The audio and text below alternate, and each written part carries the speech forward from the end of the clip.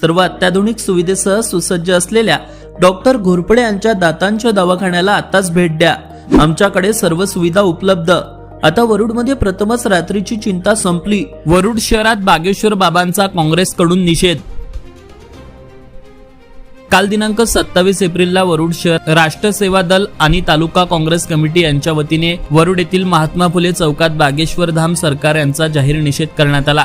बागेश्वर बाबांनी छत्रपती शिवाजी महाराजांच्या इतिहासाबाबत केलेल्या वक्तव्यामुळे हा निषेध नोंदवण्यात आला। यावेळी आंदोलकांनी घोषणा देऊनही बागेश्वर बाबांचा निषेध केलाय। पाहूया।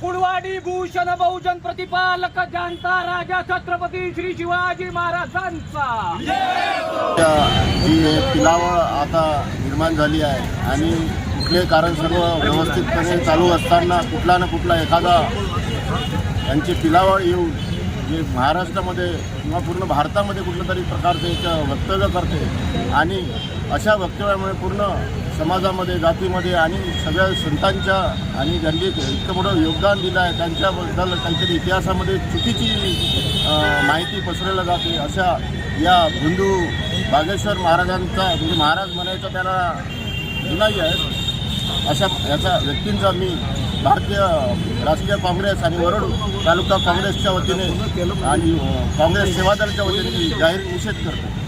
वीरेंद्र शास्त्री यांनी नागपूर इथल्या सभेमध्ये जे छत्रपती शिवाजी महाराज यांच्यावर बेताल वक्तव्य केलं आहे त्याचा आम्ही जिल्हा काँग्रेस कमिटी आणि वरुड तालुका काँग्रेस कमिटी यांच्यातर्फे जाहीर निषेध व्यक्त करतो। अशा प्रकारच्या महामानवावर बोलायच्या पहिले कमीत कमी ह्या लोकांनी त्यांच्या चरित्राचा अभ्यास करावा। छत्रपती शिवाजी महाराजांचा अपमान महाराष्ट्र आणि भारतीय राष्ट्रीय काँग्रेस हे कदापिही सहन करणार नाही। त्या भोलू बाबाने महाराष्ट्राचं कुलदैवत शिवाजी महाराज यांच्याविषयी जे बेताल वक्तव्य केलं आहे त्यांनी असं म्हटलं की शिवाजी महाराज यांनी आपला मुकुट हा रामदास स्वामींच्या चरणी ठेवून त्यांनी सांगितलं की मी थकलो आहे आणि हा राज्यकारभार त्यांनी सांगितलं की रामदास स्वामी यांना तुम्ही चालवा म्हणून।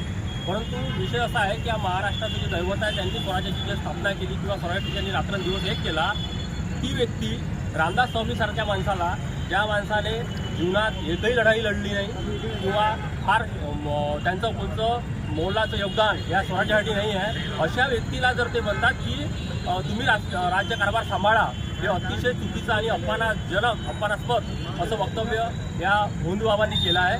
आणि महाराज शिवाजी महाराज जे होते ते त्यांनी त्याच्या जीवनात अहोरात्र प्रयत्न करून रात्रीचा दिवस एक करून हे सगळं स्वराज्य स्थापन केलं। बहुजन समाजाचे सगळे 18 पगड जातीचे सगळे लोक सगळ्या समाजाचे जवळ घेऊन हिंदू असो मुस्लिम असो सगळ्यांना घेऊन आपलं स्वराज्य स्थापन केलं। अशा व्यक्तीचा गुरु म्हणून रामदास स्वामी यांचं नाव जाणून बुजून या ठिकाणी पुढे आणण्यात आलं आहे। वास्तविक पाहता कार्यकाळ जर पाहिला कालखंड पाहिला तर रामदास स्वामी आणि शिवाजी महाराज यांच्या कालखंडात फार मोठा फरक आहे। ज्या पद्धतीचं वक्तव्य बागेश्वर बाबांनी केलेलं आहे आम्ही त्याला बाबा म्हणत नाही। आणि जसं आमच्या काँग्रेसचे नेते सन्मान्य राहुल गांधी यांनी म्हटलेलं आहे आजची लढाई मनुस्मृतीवरती संविधानाची आहे। त्या स्टेजवर RSSचे सरसंघचालक मोहन भागवत नितीनजी गडकरी देवेंद्रजी फडणवीस होते। म्हणजे आज आपला महाराष्ट्र पेशव्यांच्या हातात आहे हे यांनी सिद्ध केलेलं आहे आणि यांना पुन्हा तेच सिद्ध करायचं आहे आणि आजची लढाई सुद्धा तीच आहे। असे बंधू बाबा उत्तरेकडून येतात आणि महाराष्ट्रात येतात आणि काही पण बरडतात आणि आपण महाराष्ट्रातले लोक शांततेत ते ऐकून घेतो आणि आम्ही फक्त छत्रपती शिवाजी महाराजांनाच मानतो। कारण आम्ही कोणत्या छत्रपती शिवाजी महाराजांना मानतो? महात्मा फुले यांनी सांगितल्याप्रमाणे कुळवाडी भूषण बहुजन प्रतिपालक हा बहुजनांचा राजा होता, हा शेतकऱ्यांचा राजा होता, हा जनतेचा राजा होता आणि यांच्या म्हटल्याप्रमाणे ते नव्हते। कुठूनही आपलं रामदास स्वामींना आणायचं आणि काहीतरी बडरायचं आणि महाराष्ट्रातलं वातावरण बेकार करायचं अशा पद्धतीचं ते त्यांनी करण्याचा प्रयत्न केलेला आहे। परंतु त्या स्टेजवर असणारे संघाचे सरसंघचालक नितीनजी गडकरी देवेंद्रजी फडणवीस तुम्ही पूर्णपणे या महाराष्ट्रात पेशवाई आणण्याचा प्रयत्न करत आहे परंतु आम्ही तसं कधी होऊ देणार नाही। नमस्कार, तुम्ही पाहतात अमरावती टुडे न्यूज। अशाच प्रत्येक अपडेटसाठी चॅनलला आता सबस्क्राईब करा।